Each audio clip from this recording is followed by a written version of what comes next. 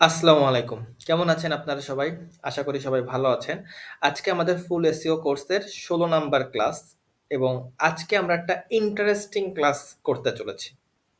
আজকের আমাদের ক্লাসে আমরা শিখব কিভাবে আপনি ইমেজ অপটিমাইজেশন করবেন।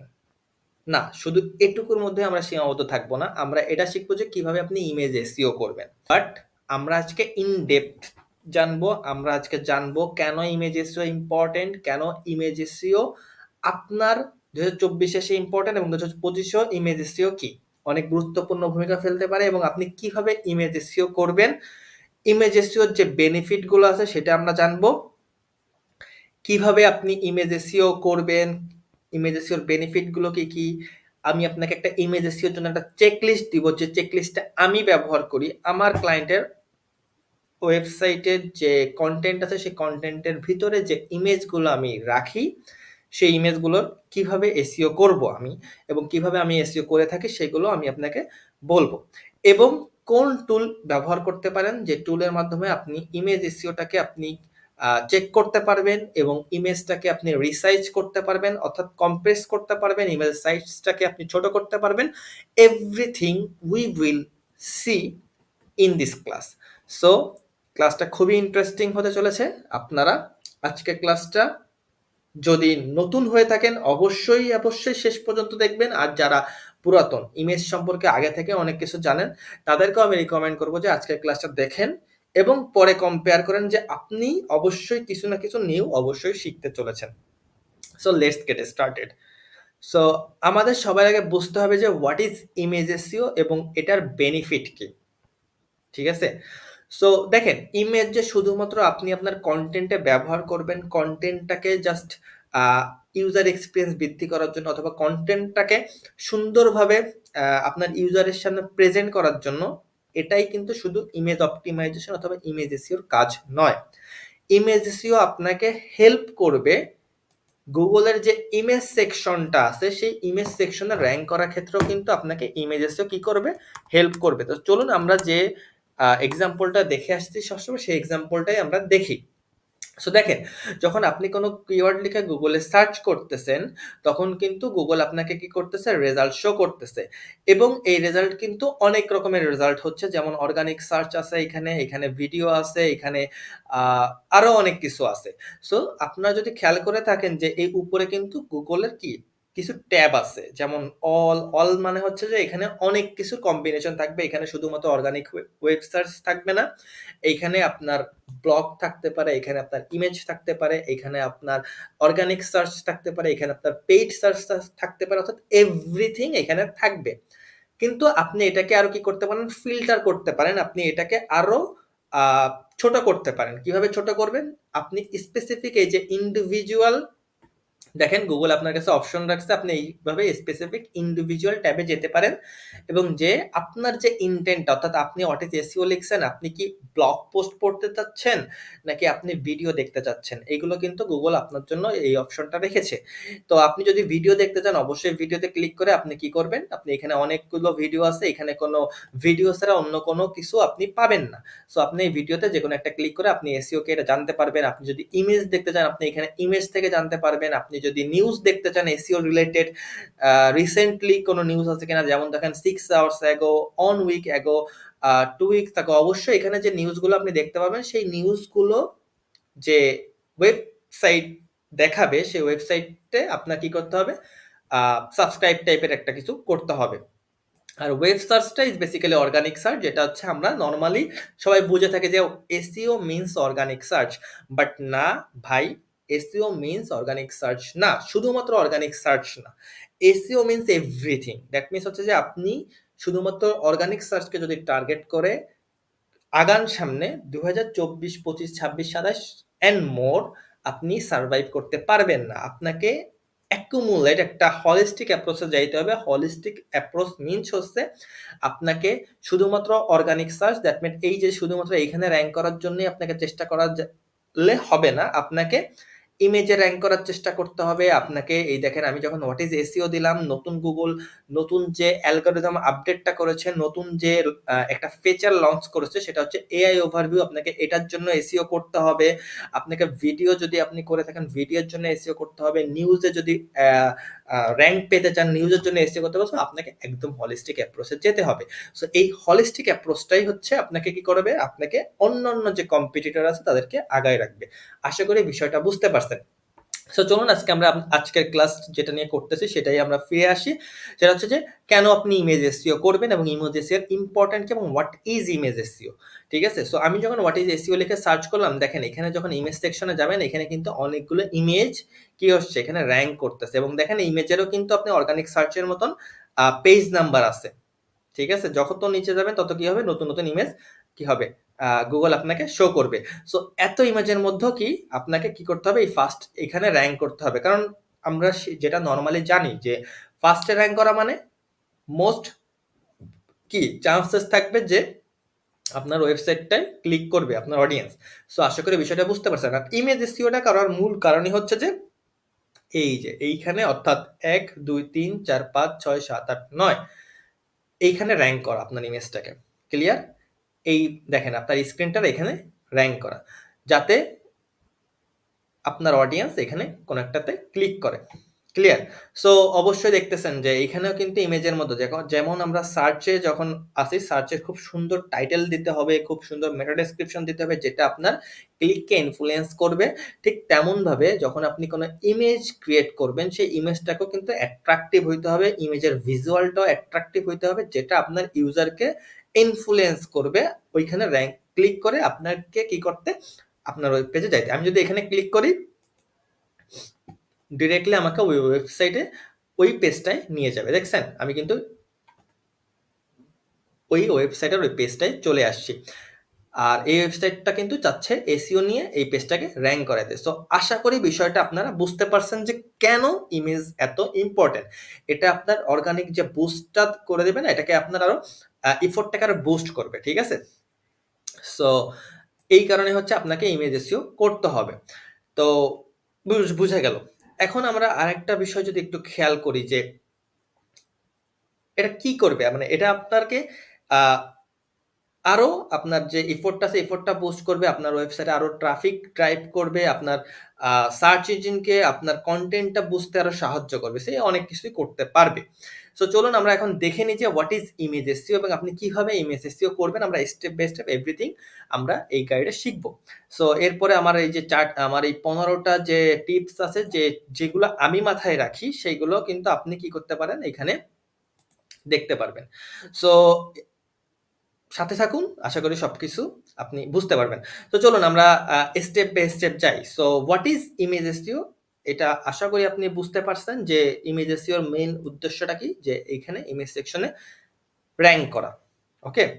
সো এটা যদি আমরা র্যাঙ্ক করি এটা আপনাকে কি কি করতে পারে, কি কি বেনিফিট থাকতে পারে, যেমন এটা আপনার ডুয়েল টাইম ইমপ্রুভ করতে পারে। What is dual time? Dual time মানে হচ্ছে যে আপনার ওয়েবসাইটে যখন একটা ইউজার এসে ল্যান্ড করবে সে কতক্ষণ আপনার ওয়েবসাইটে আছে সেটাকে বলা হয় ডুয়েল টাইম। অর্থাৎ আমি যদি এই পেজটায় ক্লিক করেছি, এখন এই পেজটা আমি কতক্ষণ, এই যে এই পেজটায় আমি যতক্ষণ না এই পেজটা থেকে বের হয়ে যাব ততক্ষণ পর্যন্ত গুগল ভাববে যে আমার এই পেজটার কন্টেন্ট আমি পছন্দ করতেছি এবং আমি এই পেজটা কন্টেন্টটা পড়তেছি। So this will increase dual time. এই ওয়েবসাইটের এই পেজটার জন্য ডুয়েল টাইমটা কি করবে, ইনক্রিজ করবে এবং ডুয়েল টাইম একটা positive ranking signal.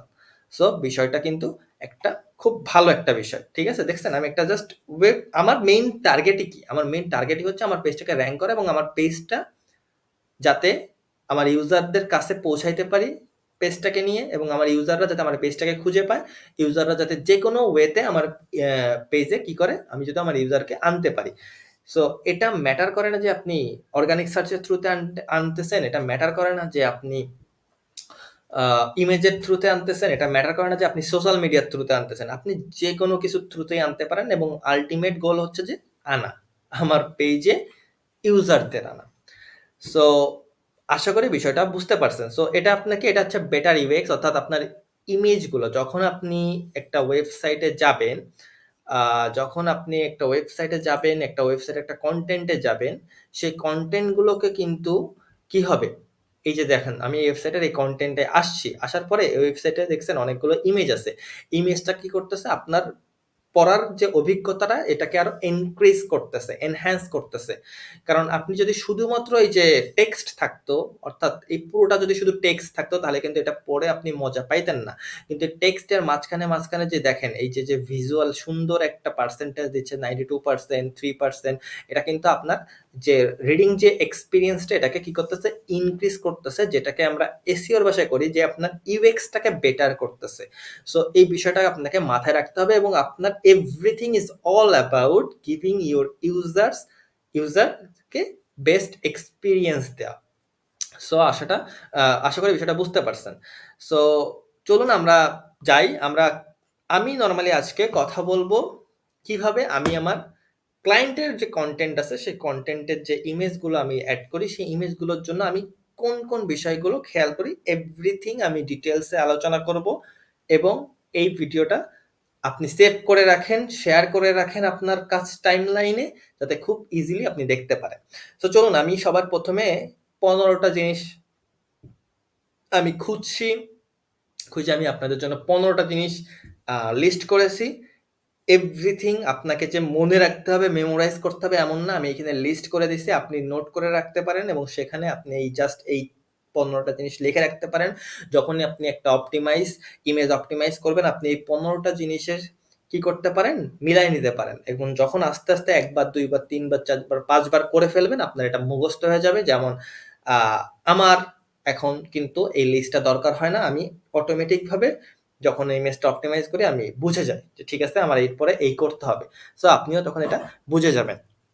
Chat first আমরা দেখতে পারতেছি যে আমাদের সবার ফার্স্টে কি করতে হবে? আপনাদের এই যে ইমেজটা আছে সেই ইমেজটাকে একটা ফাইল টাইপ দিতে হবে। ঠিক আছে? অর্থাৎ আপনার ইমেজটাকে কি আপনি জেপিজি দিবেন? আপনার ইমেজটাকে কি আপনি জেপিইজি দিবেন? আপনার ইমেজটাকে কি আপনি পিএনজি দিবেন? কি ফরম্যাটে দিবেন? ইমেজের একটা সুন্দর একটা ফাইল দিতে হবে, অর্থাৎ ফরম্যাট দিতে হবে। ঠিক আছে? ওয়েবপি হচ্ছে অ্যাডভান্স, সবথেকে অ্যাডভান্স, যেটা হচ্ছে রিকমেন্ডেড। তো খেয়াল করবেন ওয়েবপি ফাইলগুলোই হচ্ছে আপনি বর্তমানে আপনার ইমেজে কি করা দেওয়া। বাট অনেক ওয়েবসাইট আছে যারা কিনা ওয়েবপি ফরম্যাটটা এখনো আহ, কি করে না, মানে অ্যালাউ করে না। সো সেই ক্ষেত্রে আপনি জেপিজি দিতে পারেন। PNG not recommended for images because PNG ইমেজগুলো সাইজটা অনেক বেশি হয়ে যায় এবং এটা কিন্তু আপনার ইমেজটাকে অনেক হেভি করে দেবে, যেটা আপনার পেজ যে লোড স্পিডটা আছে সেখানে ইম্প্যাক্ট ফেলবে। আর নর্মালি আমরা কেউই কিন্তু ওয়েট করতে পছন্দ করি না। সো আপনি যখন একটা ওয়েবসাইট ক্রিয়েট করবেন, আপনাকে এটা মাথায় রাখতে হবে যে আপনার ওয়েবসাইটটা কিন্তু যাতে লোড হয় ফাস্ট, অর্থাৎ আপনার ইউজার যাতে আপনার ওয়েবসাইটে যখনই ক্লিক করবে এটা যাতে 2.5 সেকেন্ডের মধ্যে লোড হয়। কারণ কেউই বেশি করবে না, অপেক্ষা করবে না, আমিও অপেক্ষা করব না, আপনি অপেক্ষা করবেন না। আপনার আমার কাছে অনেক অপশন, হাজার হাজার কোটি কোটি অপশন। সো আমি কেন ভাই আপনার পেজের জন্য অপেক্ষা করব? সো মেক শিওর যখনই আপনি যে কিছু করেন না কেন আপনার ওয়েবসাইটের পেজটা অবশ্যই ফাস্ট হইতে হবে এবং ওয়েবসাইটের পেজের যে লোড স্পিডটা এটাকে স্লো করার পিছনে সব থেকে বেশি কালপিট হচ্ছে এই ইমেজটা যত বেশি সাইজ হবে, যত বেশি বড় হবে, যত বেশি হেভি হবে, তত এটা আপনার ওয়েবসাইটের পেজটাকে কি করে দেবে? স্লো করে দিবে। সো এই বিষয়টা আপনি সবার আগে মাথায় রাখবেন। বিষয়টা বোঝা গেছে যে আপনার একটা ফাইল দিতে হবে। রেকমেন্ডেড ফাইলটা হচ্ছে পিএনজি না, রেকমেন্ডেড ফাইলটা হচ্ছে JPG or WebP format. Okay, so এই বিষয়গুলো মনে রাখবেন। Okay fine, so number 1 is complete. Next, resize image for web use. আপনার ওয়েব ইমেজটাকে অবশ্যই রিসাইজ করতে হবে। রিকমেন্ডেড সাইজ হচ্ছে উইদিন 100 কেবি, অর্থাৎ আপনি যে ইমেজটাকে আপলোড করবেন সেই ইমেজটা কি করতে হবে? 100 কেবির মধ্যে হইতে হবে। যত ছোট হওয়া যায় তত ভালো, বাট মেক শিওর যে কোয়ালিটিটা পারফেক্ট থাকে। কোয়ালিটি কখনোই কমানো যাবে না ভাই। আপনি এসইও করতেছেন, এসইও মিনস অর্গানিক। অর্গানিক জিনিসের না কোয়ালিটি সবসময় বেটার হইতে হয়, ঠিক আছে? এবং আপনি দেখবেন যে অর্গানিক জিনিসের কোয়ালিটি সবসময় বেটার হয়। ন্যাচারালের দিকে আপনার আশেপাশেই তাকান। একটা অর্গানিক ফল যখন খাবেন, অর্গানিক ফলের কিন্তু গুণাগুণ বেশি থাকবে দেন আর্টিফিশিয়াল যে ফলগুলো আছে ওইগুলোর থেকে। সো অর্গানিক কোয়ালিটি মিনস এটা একটা কি হবে, একটা কোয়ালিটি ফুল হবে। সো আপনাকে কি করতে হবে, কোয়ালিটি মেনটেন করতে হবে। সো রিসার্চ যখনই করবেন তখনই মেক শিওর করবেন যে কোয়ালিটি যাতে নষ্ট না হয়, ইমেজটা যাতে অনেক ভেঙে না যায়, ইমেজটা যাতে ক্লিয়ার থাকে, ভিজুয়ালটা যাতে ভালো থাকে, কারণ এটা আপনার ওয়েব ইউজারের সামনে যখনই যাবে ইউজাররা যাতে এটা দেখে অ্যাট্রাক্ট হয় এবং এখানে ক্লিক করে। সো মেক শিওর যে ইমেজের সাইজ 100 কেবির নিচে থাকবে বাট কোয়ালিটি যাতে টপ নচ হয়। সো 2 নাম্বারটা শেষ। সেকেন্ড অর্থাৎ third one, compress images for ফাস্টার loading, যেটা অলরেডি আমি বলে আসছি যে এটাকে কি করতে হবে, আপনার কম্প্রেস করতে হবে। 3 নাম্বারে এসে দেখবেন যে যখনই আপনার ওয়েবসাইটের ইমেজের যে লোড সাইজটা যখনই 100 কেবির উপরে চলে যাবে তখনই আপনার ওয়েব ইমেজটাকে কি করতে হবে, কম্প্রেস করতে হবে। হ্যাঁ, অনেক পেইড টুল আছে ইমেজ যে বাল্ক ইমেজ কম্প্রেস করে, কিন্তু আমি পেইড টুল রিকমেন্ড করব না। আমি 2 থেকে 3টা টুলের রিকমেন্ডেশনও দিয়ে দিচ্ছি যেটা আপনি ইউজ করতে পারেন ফর ফ্রি পারপাস এবং অনেক ভালো ফিডব্যাক পাবেন। আমি পাচ্ছি, সো আপনিও পাবেন। সো টুলগুলো কি কি, একটা তো আমার ফেভারিট অনেক, টাইনি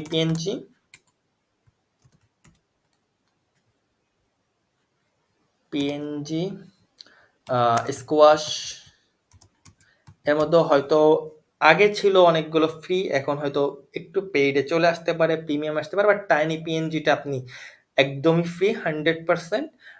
হ্যাঁ, পেইড ভার্সন আছে বাট ফ্রিটা ইজ মোর দ্যান এনাফ যদি আপনি কাস্টমাইজ ভাবে ম্যানুয়ালি করতে হবে আপনার কাজগুলো, ঠিক আছে? তারপর হচ্ছে আপনার ইমেজিফাই আছে, ইমেজিফাই। সো এই টুলগুলো আপনি ব্যবহার করতে পারেন আপনার ইমেজটাকে কম্প্রেস করতে, and these tools are super useful and industry based. So এইগুলো আপনি ব্যবহার করতে পারেন। সো 3 নাম্বার ইজ কমপ্লিট, যেটাকে আপনার ইমেজটাকে কম্প্রেস করতে হবে। 4 নাম্বারে অবশ্যই আপনার ডেসক্রিপটিভ অল্টারনেটিভ টেক্সট দিতে হবে। এই কথাটা আপনি মনে হয় অনেক জায়গায় শুনেছেন।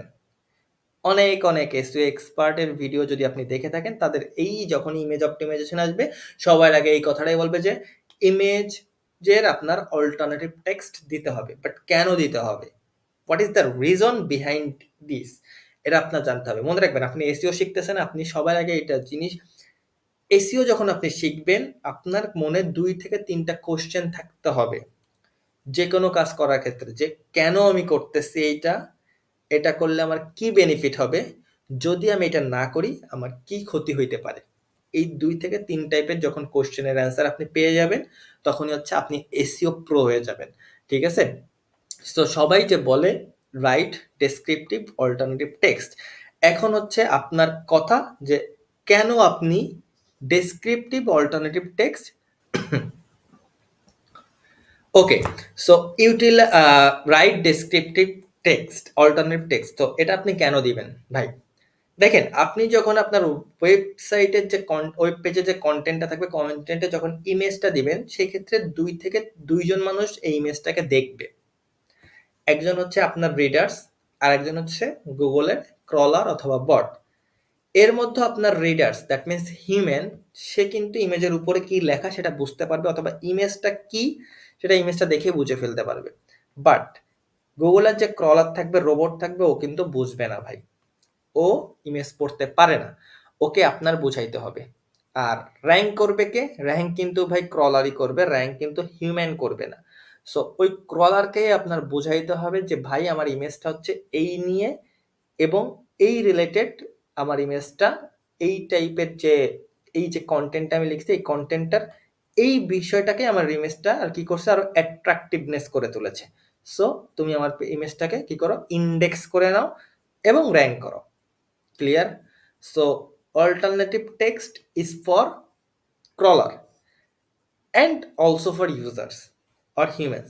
যখন আপনি আপনার ওয়েবসাইটের পেজে কন্টেন্টে ইমেজটা দিবেন, অনেক সময় আছে কি যে ইমেজটা না লোড হইতে টাইম নেয়। সো যখন লোড হইতে টাইম নিবে তখন কিন্তু ওই অল্টারনেটিভ টেক্সটটা কি করে, ওইখানে লেখাটা ওঠে।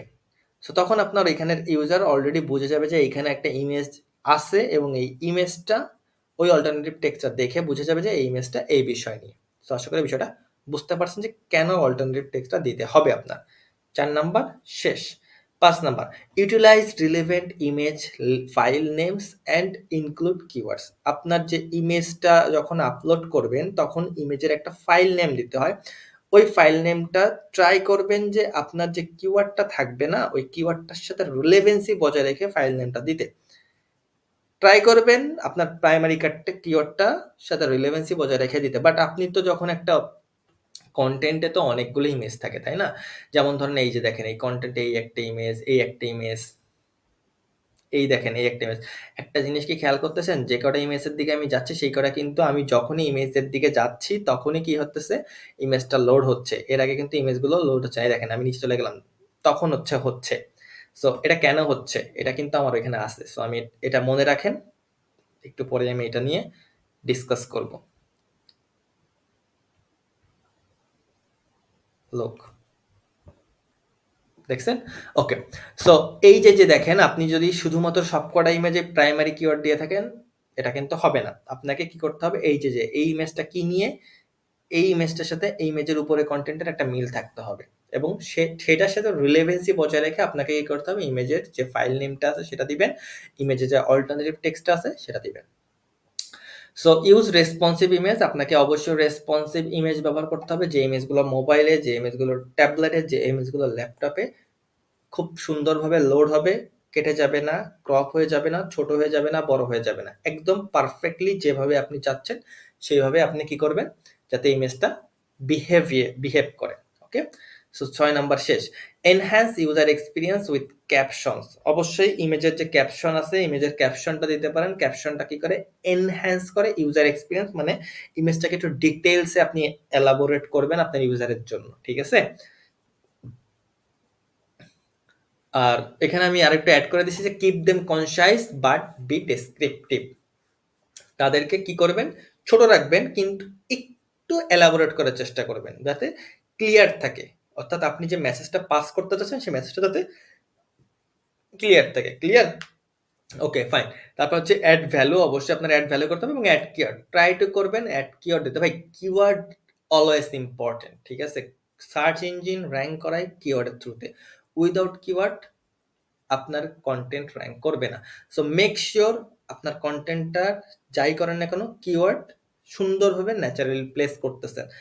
And also make sure keyword stuffing করা যাবে না, never ever.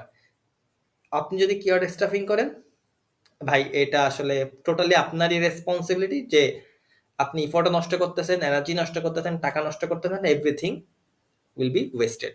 So make sure যে আপনি কিওয়ার্ড স্টাফিং করতেছেন না। আচ্ছা 8 নাম্বার হচ্ছে leverage schema markup for images. ইমেজের জন্য স্কিমা মার্কআপটা ব্যবহার করতে পারেন।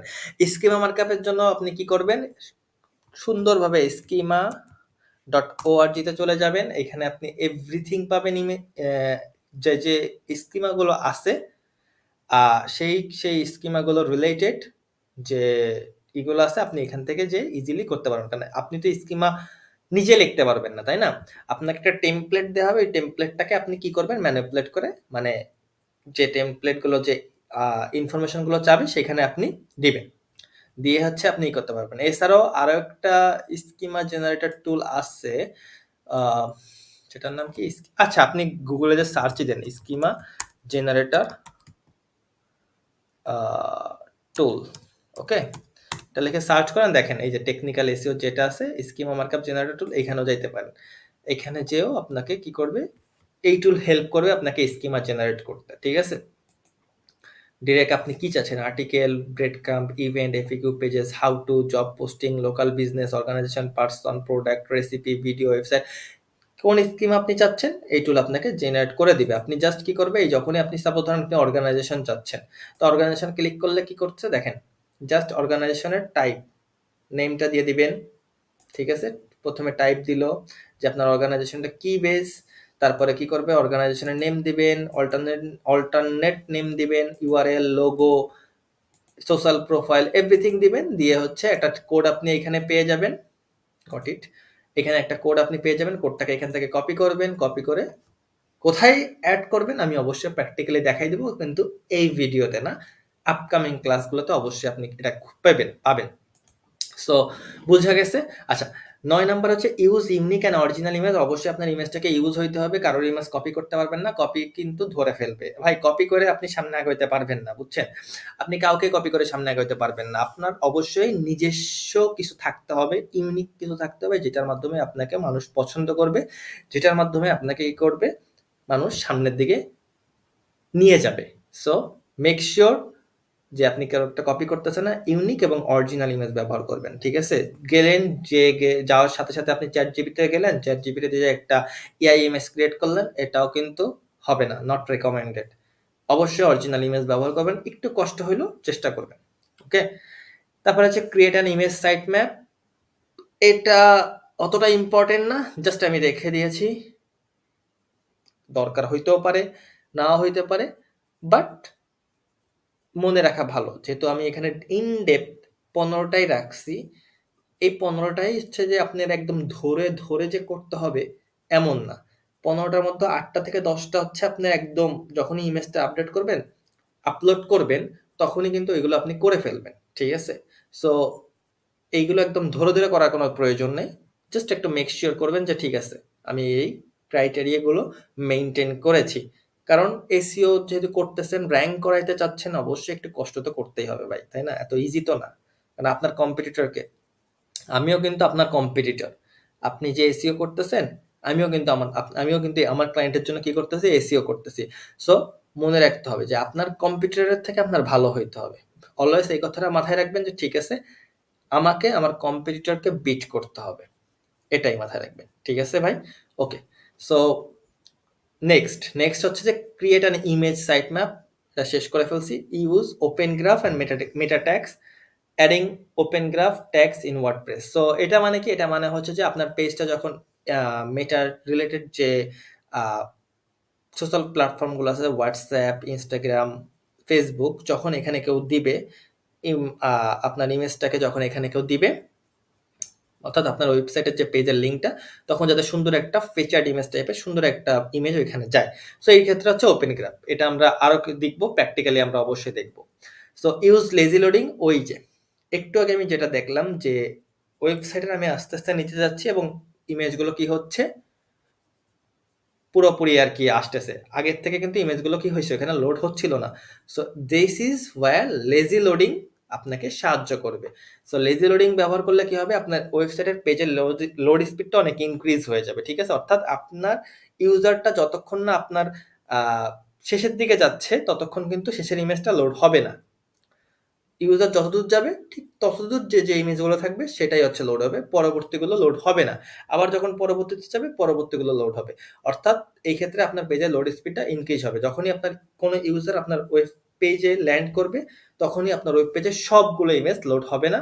আস্তে আস্তে যখনই ইউজার যাবে, আস্তে আস্তে যে ইমেজটা 1 নাম্বার ইমেজের কাছে যাবে, 1 নাম্বার ইমেজ লোড হবে, 2 নাম্বার ইমেজের কাছে যাবে, 2 নাম্বার ইমেজ লোড হবে। তো এইভাবে আস্তে আস্তে কি হবে, ইমেজটা লোড হবে এবং এটার বিহাইন্ড দ্য সিনে কাজ করবে কে? এই ইউজ লেজি লোডিং। ওকে, বিষয়টা বুঝতে পারছেন? এটা কিন্তু একটা important optimization step. So make sure আপনি আপনার ওয়েবসাইটে বা আপনার পেজে লেজি লোডিংটা এনেবল করে রেখে দিয়েছেন। বিভিন্ন টুলস পাবেন, সেই টুলসের মাধ্যমে আপনি এটা এনেবল করতে পারবেন। So serve image via CDN recommended.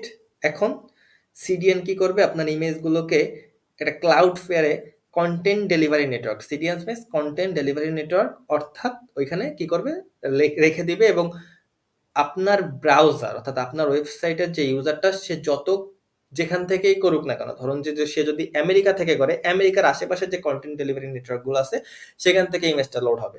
অর্থাৎ কারণ এই যে লোডের যে বিষয় না, এভরিথিং আমি যে কথা বলতেছি সবগুলো হচ্ছে পেজ লোড স্পিডটাকে নিয়ে। এখন 2024-এ এসে পেজ লোড স্পিডটা অনেক ইম্পর্টেন্ট এবং গুগল অফিসিয়ালি বলে দিয়েছে যে পেজ লোড স্পিড একটা ranking factor. So make sure আপনার পেজের স্পিডটা অনেক ফাস্ট থাকে than your competitors. Okay, leverage browser caching, এটাও অনেক ইম্পর্টেন্ট একটা জিনিস। এইগুলো সবই আপনি টুলের মাধ্যমে করতে পারবেন। এবং 15 নম্বর হচ্ছে stay update and evolve with SEO Trends. অবশ্যই আপনি চেষ্টা করবেন আপনার ইমেজটাকে ট্রেন্ডের সাথে ম্যাচিং করে কি করতে? আপডেট করতে। ঠিক আছে? ৬ মাস, ১ বছর, ১.৫ বছর, ২ বছর আগে একটা ইমেজ রেখে দিলেন, তারপর ওটাকে আর আপডেট করলেন না, এমন করলে কিন্তু হবে না। চেষ্টা করবেন এগুলো আপডেট করতে। সো এই যে ১৫ টা যে আ টিপস আমি দিলাম, যেটা আমি ব্যবহার করি, করে আসছি আমার ক্লায়েন্টের ওয়েবসাইটের কনটেন্টে যে ইমেজগুলো এড করি, সেই ইমেজটাকে অপটিমাইজ করার জন্য, সেটা আমি আপনার কাছে পুরোপুরি শেয়ার করলাম। হোপফুলি যে আজকের ভিডিওটা আপনি এভরিথিং আপনি বুঝতে পারছেন এবং আপনি ইমেজ এসইওটা করার জন্য পারফেক্ট ভাবে নিজেকে তৈরি করতে পারবেন। ভিডিওটা আবার দেখে নিবেন, আবার দেখে নিবেন। যত বেশি দেখবেন তত বেশি আপনার এটাকে মুখস্থ হয়ে যাবে এবং এই যে ইন ডেপথ যে ভিডিওটা আজকে আমি করছি, আমি গ্যারান্টি করতে পারি এই ভিডিওটা এর আগে হয়তো আপনি দেখেন নাই। কখনোই দেখবেন না। কেউ এত ইন ডেপথলি আলোচনা করে নাই। সো যদি আপনার ভিডিওটা ভালো লেগে থাকে অবশ্যই লাইক করবেন, শেয়ার করবেন। আপনাদের একটা লাইক, একটা শেয়ার কিন্তু আমাকে অনেক ইন্সপায়ার করে এবং যদি আরো আপডেট অর্থাৎ ফিউচার আরো আপডেট নিউজ পেতে চান অবশ্যই আমাদের চ্যানেলটা তো সাবস্ক্রাইব করেই রাখবেন। যদি সবার আগে নিউজটা পেতে চান অবশ্যই বেল আইকনে ক্লিক করে দিবেন। আর this is our 16th class. আরো কিছু ক্লাস আছে এবং অন পেজ এসইও হয়তো আর ২ থেকে ৩ টা ক্লাস হবে। আমি দেখাই দেব কিভাবে এলিমেন্টর পেজ বিল্ডার ব্যবহার করে আপনি আপনার ক্লায়েন্টের ওয়েবসাইটকে অপটিমাইজ করবেন। অন পেজটাকে কিভাবে ব্রেক ড্যান্স ব্যবহার করে আপনি আপনার ক্লায়েন্টের ওয়েবসাইটটাকে অপটিমাইজ করবেন। কিভাবে অন্য যে পেজ বিল্ডার গুলো আছে সেগুলো ব্যবহার করে অপটিমাইজ করেন everything I will show you in my next classes. So till then সবাই ভালো থাকেন, সুস্থ থাকেন। সবাইকে আসসালামু আলাইকুম।